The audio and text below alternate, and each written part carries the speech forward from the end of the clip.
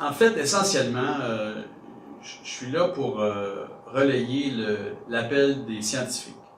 La science nous dit qu'il nous reste de 10 à 12 ans pour opérer un changement radical dans nos manières de faire, sous peine de quoi les conséquences peuvent être catastrophiques. On le voit que les gouvernements, la volonté politique des gouvernements ne sera jamais aussi forte que la volonté populaire. Et j'ai décidé au mois de novembre de relayer, de répondre à l'appel du secrétaire général des Nations Unies. Le 10 septembre dernier, dans un discours important à San Francisco, il dit, 3 ans après les accords de Paris, « J'en appelle à la société civile. Les gouvernements seuls n'y arriveront pas et il faut que les citoyens de tous les horizons, de toutes les communautés, partout dans le monde, se lèvent et fassent partie de la solution. » Essentiellement, le pacte, il dit, essentiellement, je pense que ce qui est au cœur du pacte, c'est de dire, OK, le secrétaire général des Nations Unies lance cet appel-là, les scientifiques lancent cet appel-là, et nous, au Québec, on répond présent. Parce que les dépotoirs aujourd'hui, c'est les cours d'eau, c'est nos sources en eau, les dépotoirs, c'est l'atmosphère dans laquelle on vit, et on ne peut pas continuer à polluer l'eau, à polluer l'air, à contaminer le sol dont on tire notre subsistance, à pelleter des tonnes de carbone dans l'atmosphère parce qu'on assiste présentement à la dégradation de la vie sur Terre. Alors, on vit au Canada dans un monde où le pétrole emmène extrêmement large. Rappelons-nous que le gouvernement Trudeau a été élu démocratiquement il y a 4 ans sur la base de cesser les subventions à l'industrie du pétrole. Et en fin de parcours, après avoir annoncé des mesures importantes de taxation sur le carbone notamment, qu'est-ce qu'on fait? On est devenus les heureux copropriétaires d'un pipeline qui va faire quoi? Qui va favoriser une augmentation de la production, donc de la combustion du pétrole de l'Ouest canadien. Donc, ce qu'on peut mesurer, c'est à quel point le lobby très puissant du pétrole et du gaz en impose à la démocratie qui avait porté au pouvoir ce parti politique-là qui a dit « on va s'éloigner du pétrole et du gaz ».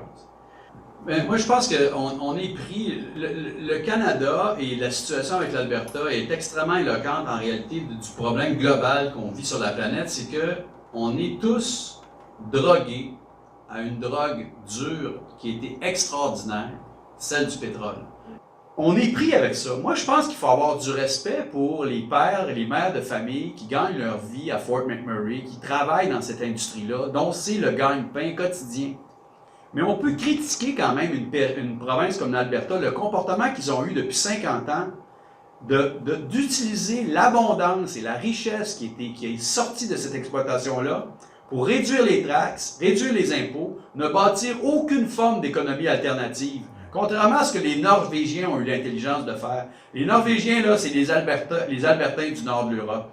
Ils ont assis leur prospérité sur l'exploitation pétrolière. Mais ils ont fait quoi? Ils ont pris les profits, une bonne part des bénéfices liés à l'exploitation du pétrole pour le fonds des générations, pour financer leur transition, ce qui fait qu'aujourd'hui, les Norvégiens sont dans une période de transition de leur économie. Ici, on nous fait du chantage à l'effet que l'Alberta nous envoie de la prééquation, qu'on deviendrait donc bien pauvre si on se coupait du pétrole.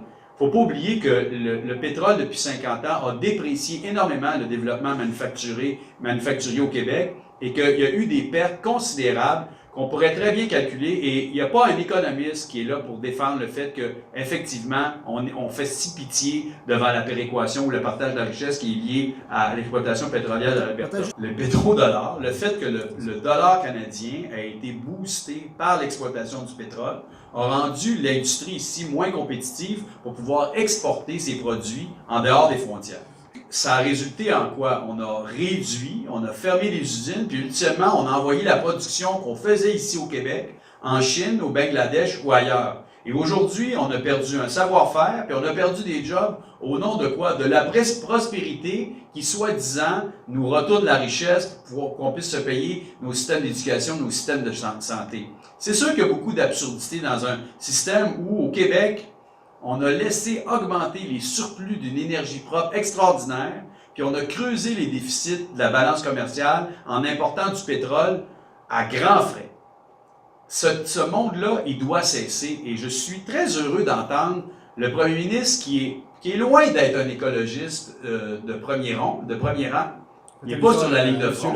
Je parle de François Legault. Okay. mais qui constate d'une part que le pétrole, c'est sale, et que deux, on est assis sur des trésors d'hydroélectricité dont on profite pas, qu'on n'utilise pas bien.